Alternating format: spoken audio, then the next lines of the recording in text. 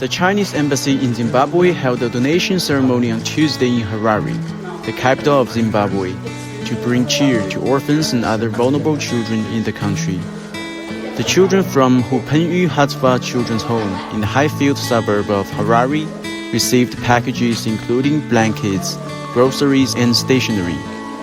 The Chinese medical team in Zimbabwe also conducted free medical examinations for about 100 children after the ceremony. The daily necessities and stationaries will go a long way in empowering the orphans in their educational endeavors and their well-being.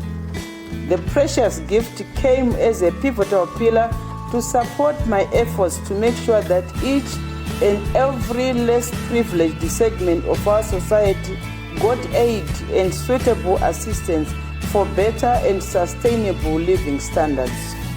Speaking at the ceremony, Chinese ambassador to Zimbabwe, Zhou Ding, said China will continue to support the cause of children in Zimbabwe in order to improve the well-being of vulnerable groups in the country.